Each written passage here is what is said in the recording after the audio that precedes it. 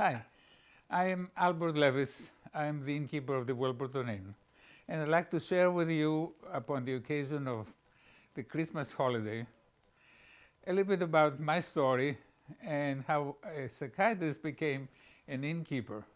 This is an interesting, relevant moment for a psychiatrist. Christmas is all about love. It's a metaphor of love, and we are talking about metaphors here.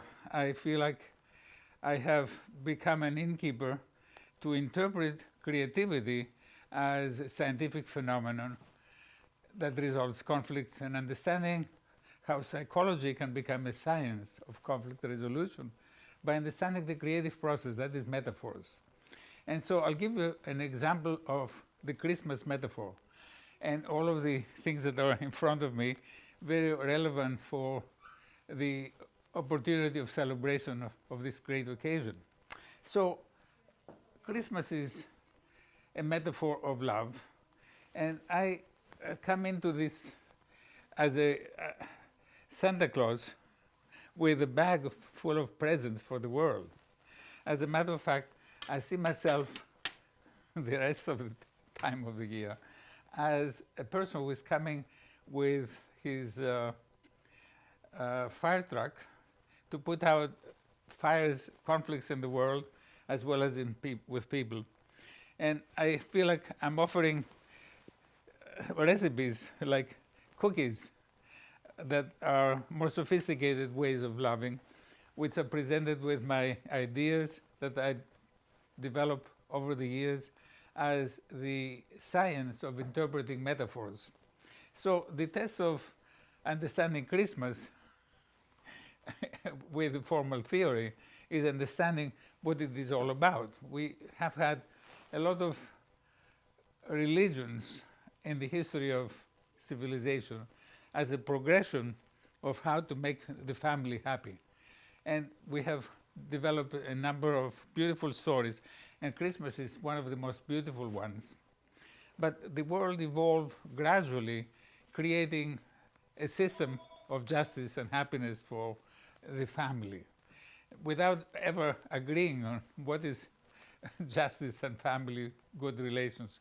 So in my becoming a scientist, I started by looking at the Greek family, the creation stories, and seeing a pattern that repeated 5 times. And I started by interpreting that pattern as a scientific phenomenon, as energy being transformed from chaos to order, and also following different directions. And the directions are the different ways of resolving conflict. It's very different in Greece, in the Aztecs, in India, and in Judea. So how can this world become happy? How can I put all these fires around the world? And it isn't just simply by creating another metaphor, it's being able to reduce the complexity of metaphors into the simplest possible concepts that everybody can agree what psychology is about. And this is a series of books that I developed over the years. I started with the understanding of the creative process as science with this book about the formal theory of behavior. I developed a workbook which is creating metaphors for self-discovery. Then I created a number of art exhibits to show art, or that is generally metaphors, how we can interpret them scientifically. And then I used the case studies that are developed from the workbook as ways of validating the effectiveness of the interpretation of metaphors to create insight and change and growth and make the world truly happy.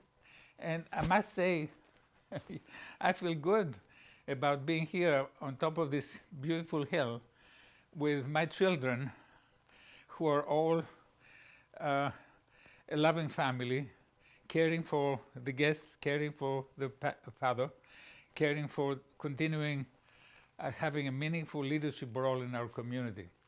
And I'm very proud of my 2 boys and the 2 girls as partners in a family that is developing a great tradition in Manchester as a community of families. And so we'll celebrate with you. This is a great moment of transition where we are asserting ourselves, not only being hospitality and love with metaphors, established metaphors, but becoming the scientist of happiness, the scientist of conflict resolution, and understanding how all religions are discoveries of science of conflict resolution. They're complementary, and they are completed now by being able to go beyond defining the family, beyond the Abrahamic family that we have a big sculpture here, which discovered mutual respect between father and son, between mother and child, and discovering mutual respect between men and women and children. Thank you.